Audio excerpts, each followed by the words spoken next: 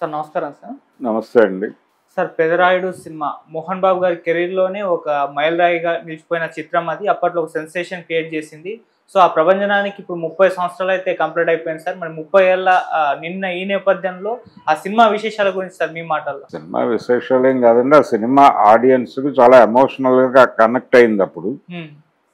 ఈ సినిమా అలాగే 'big boss' ఇవి 2 ఒకే రోజు రిలీజ్ అయినాయి. ఆ సినిమా డిజాస్టర్ అయింది. ఇది పెద్ద హిట్ అయింది. రెండోది ఇది తమిళ్ నుంచి రీమేక్ చేసిన సినిమా. అప్పటికి ఇంకా అంటే రజనీకాంత్ ద్వారా ఈ కథ ఈయనకి వచ్చింది. కెఎస్ రవికుమార్ చేసినటువంటి సినిమా అది. అక్కడ ఆ సినిమా రైట్స్ తీసుకుని తెలుగులో చేస్తే బాగుంటుంది, నీకైతే బాగుంటుంది అని మోహన్ బాబుకి సజెస్ట్ చేసినవాడు రజనీకాంత్. అలా అది తీసుకుని తనకు అడాప్ట్ చేస్తూ సత్యమూర్తి గారితో స్క్రిప్ట్ రాయించుకుని రవిరాజా పినిశెట్టి గారి డైరెక్షన్లో ఈ సినిమా తీశాడు ఆయన. రవిరాజా పినిశెట్టి గారు అంటే మధుసూదన్ రావు గారి తర్వాత, మధుసూదన్ రావు గారి తర్వాత రీమేకులు చాలా బాగా తీయగలడు అనేటువంటి ఒక ఇమేజ్ సంపాదించుకున్న డైరెక్టర్లలో రవిరాజా పినిశెట్టి ఒకడు. ఆయన పెద్ద హిట్లన్నీ రీమేక్లే. చంటి కూడా ఆయనే చేసినటువంటి రీమేకే. అలా రవిరాజాతో రీమేక్ చేస్తే హిట్ అవుతుంది అని చాలామంది ప్రొడ్యూసర్లు కథలు వేరే భాషల్లో పట్టుకొచ్చి ఈయనకి అప్పచెప్పేవాడు. ఆయన సెలెక్టివ్గానే వెళ్ళేవాడు. ఆయన హిట్లో రీమేక్లు ఉన్న మాట వాస్తవమే, కానీ బేసికల్గా మంచి డైరెక్టర్ ఆయన. అంటే మంచి నవలా చిత్రాలు కూడా తీయగలడు ఆయన. 'ముత్యమంత ముద్దు' అనే పేరుతో రాజేంద్ర ప్రసాద్తో ఆయన ఒక సినిమా తీశాడు. అది థ్రిల్లర్ అని ఎండమూరి వీరేంద్రనాథ్ గారి నవల. అది ప్రమోద ఆర్ట్స్ అనే బ్యానర్లో బెనర్జీ గారు తీశారు. నవలని సినిమాగా ఎలా అడాప్ట్ చేయాలి అనేది తెలుసుకోవాలంటే ఆ థ్రిల్లర్ సినిమా చూస్తే అర్థమవుతుంది. ఆ పద్ధతిలో అడాప్ట్ చేశాడు. అలాగే ఈ తమిళ సినిమా ఏదైతే నాట్యమయ్యని కొన్నారో వీళ్ళు, ఆ కథని తెలుగుకి ఎలా అడాప్ట్ చేయాలి అనే దగ్గర రవిరాజా చేసినటువంటి కృషి చాలా కనిపిస్తుంది ఈ సినిమాకి సంబంధించి, పెదరాయుడికి సంబంధించి. అలా ఈ సినిమాలో ఈ పెదరాయుడు తండ్రి పాత్ర ఎవరు వేయాలి, పాపారాయుడుగా పెట్టారు ఆ టైటిల్. అంటే ఆ క్యారెక్టర్కి పేరు పాపారాయుడు అని డిసైడ్ చేశారు. ఈ పాపారాయుడు అని డిసైడ్ చేయడం వెనకాల ఎన్టీ రామారావు గారి 'సర్దార్ పాపారాయుడు' అనే సినిమా ఇన్ఫ్లుయెన్స్ ఉంది. అంటే కొంచెం రజనీకాంత్ స్ట్రైచర్కి తగ్గ పేరు పెట్టాలన్నప్పుడు వాళ్ళకి అది దొరికింది, అది పెట్టేశారు. అది రజనీకాంత్ క్యారెక్టర్ ఈ సినిమాకి చాలా హెల్ప్ అయింది. పెదరాయుడు విజయంలో ఆయన పాత్ర కూడా ఉంది. అలాగే మోహన్ బాబు చేసినటువంటి 2 క్యారెక్టర్లు డ్యూయల్ రోల్ చేశాడు అందులో. ఆ 2 పాత్రల్లో పెదరాయుడు క్యారెక్టర్కి అలాగే ఇక్కడ ఆవేశపడకుండా పెదరాయుడు క్యారెక్టర్ సెటిల్డ్గా ఉంటుంది. రెండో క్యారెక్టర్లో ఒక ఆవేశాన్ని నడపటం అనేది జనరల్ ఫార్ములా. అంటే రామారావు గారి సినిమాలు కూడా ఇప్పుడు 'కొండవీటి సింహం' ఆ సినిమాల్లో, 'జస్టిస్ చౌదరి' ఈ సినిమాల్లో పెద్ద పాత్ర వేసిన రామారావు ఉదాత్తంగాను గంభీరంగాను ఉంటాడు. ఆ రెండో క్యారెక్టర్ కొడుకు పాత్ర వేసిన రామారావు చెలరేగిపోతూ ఉంటాడు ఆవేశంగా. ఈ సినిమాలో ఆ ధోరణి చాలా సినిమాల్లో కనిపిస్తుంది. ఒక క్యారెక్టర్ సాఫ్ట్గా, ఇంకో క్యారెక్టర్ కొంచెం ఫైర్ బ్రాండ్గా నడవటం అనేది ఒక ఫార్ములా. ఈ పెదరాయుడు సినిమాలో ఆ ఫార్ములాని బ్రేక్ చేశారు. ఇందులో మోహన్ బాబు చేసిన 2 క్యారెక్టర్లు కూడా ఒకే పద్ధతిలో ఉంటాయి, ఒకేలా ఆలోచిస్తాయి కూడా. దీని మీద వర్కౌట్ చేయటం అనేది చాలా గొప్ప కసరత్తు. అది ఈ సినిమా వర్కౌట్ అయింది అక్కడే. దాన్ని కొత్తగా ఫీల్ అయ్యారు ఆడియన్స్. అంటే ఇతని చుట్టూ ఉండే క్యారెక్టర్లు, ఆయన చుట్టూ ఉండే క్యారెక్టర్లు చేసేటువంటి ప్రవర్తనని, మాట్లాడే మాటలని కూడా వాళ్ళు చాలా సమధర్మంగా తీసుకుంటారు. అవతల వాళ్ళ పట్ల విపరీతమైన గౌరవభావం చూపిస్తారు. పర్సనల్గా 2 క్యారెక్టర్లకి ఒకరి పట్ల ఒకరికి చాలా గౌరవం ఉంటుంది. అది ఎక్కడా బ్రేక్ అవ్వదు. దాన్ని నిలబెడుతూ తన చుట్టూ ఉన్న వాళ్ళని కూడా సంతృప్తి పరుస్తూ వాళ్ళు ఎలా ఉన్నారు, ఎలా జీవించారు అనే పాయింట్ మీద ఎక్కువ కసరత్తు జరుగుతుంది పెదరాయుడు సినిమాలో. అందుకని ఆ డ్యూయల్ రోల్ బాగా వర్కౌట్ అయ్యి సినిమా హిట్ అవడానికి అదే కారణం. ఓకే. ఈ పాత్ర చుట్టూ వీళ్ళు నడిపినటువంటి ఇప్పుడు సౌందర్య క్యారెక్టర్ ఇతన్ని డైవర్ట్ చేయడానికి చేసే ప్రయత్నాలు, ఈ డైవర్షన్ స్కీమ్స్ ని పెదరాయుడు అర్థం చేసుకునే పద్ధతి, ఇవి ఆడియన్స్కి బాగా హుకింగ్గా అనిపించింది. అలాగే ఆయన దగ్గరికి వచ్చినటువంటి పెదరాయుడు దగ్గరికి వచ్చేటువంటి కేసులు, ఆయన జడ్జిమెంట్ చెప్పే పద్ధతి, తన మన చూడకుండా మాట్లాడే పద్ధతి, నిజానికి ఆ తరహా కథ ఒకటి వచ్చి ఉంది అంతకుముందు తెలుగులోనే. బొబ్బిలి బ్రహ్మన్న అనే పేరుతో రాఘవేంద్రరావు గారు కృష్ణరాజు గారితో తీసినటువంటి సినిమాలో కూడా 2 క్యారెక్టర్లు ఉంటాయి.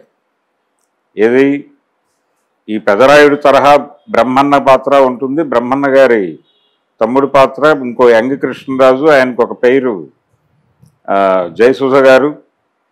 ఇక్కడ పాటలు, అక్కడ ఎమోషన్స్, ఇలాగే నడుస్తుంది కదా. కొడుకు పాత్ర అందులో, ఇక్కడ తమ్ముడు పాత్ర.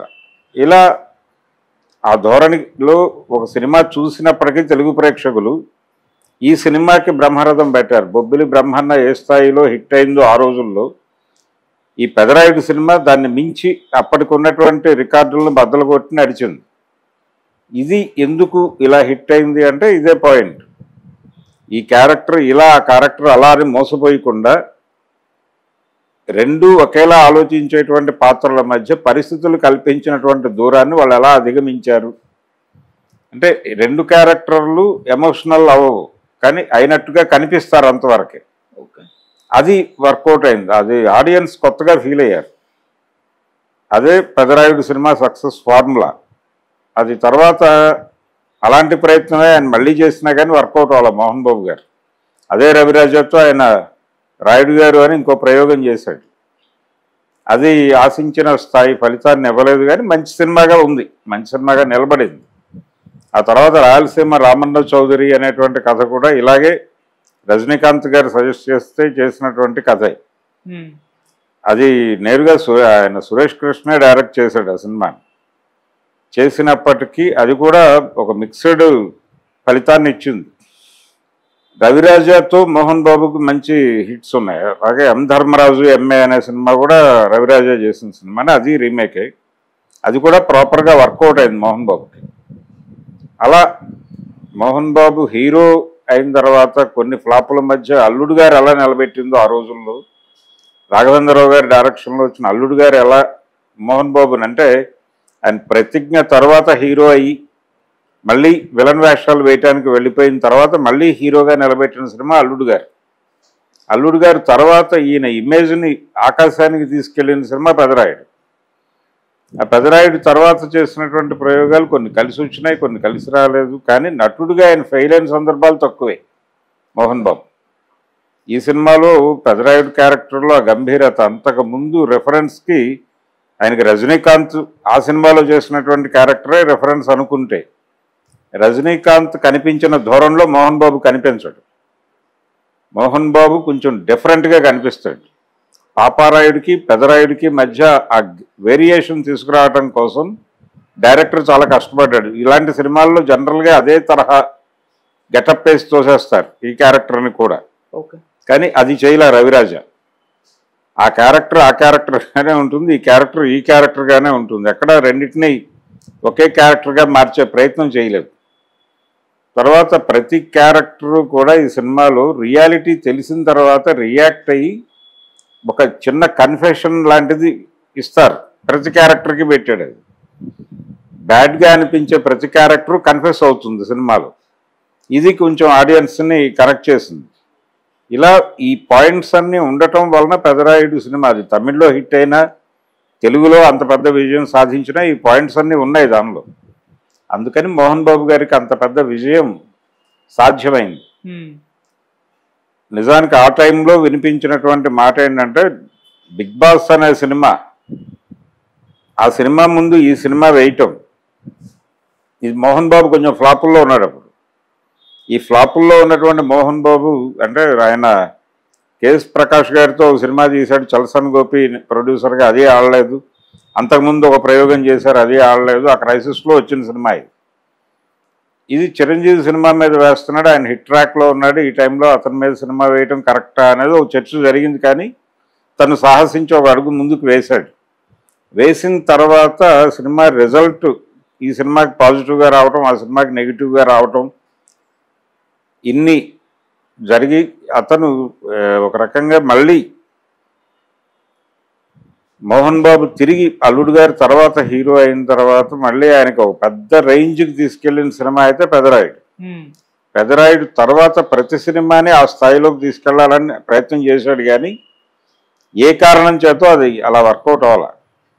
ఆ తర్వాత కూడా సక్సెస్ఫుల్ సినిమాలు చేశాడు కానీ దీని రికార్డులు బద్దలు కొట్టడం లాంటి కార్యక్రమాలు ఆయనతో కాలేదు. తర్వాత అవి వాటి పద్ధతిలో ఆర్గానిక్గానే బ్రేక్ అయినాయి రికార్డులు. ఏ విధంగా చూసినా కానీ పెదరాయుడు అనేది ఆ రోజుల్లో మంచి విజయవంతమైన సినిమా మాత్రమే కాదు, ఈ రోజుకి ఆ సినిమా గురించి మాట్లాడుకునే వాళ్ళు ఉన్నారు. పర్టికులర్గా సత్యమూర్తి గారు రాసిన డైలాగ్స్ ఇప్పటికీ రిపీటెడ్గా రకరకాల ఏరియాల్లో రకరకాల పద్ధతుల్లో వినిపిస్తాయి. అంటే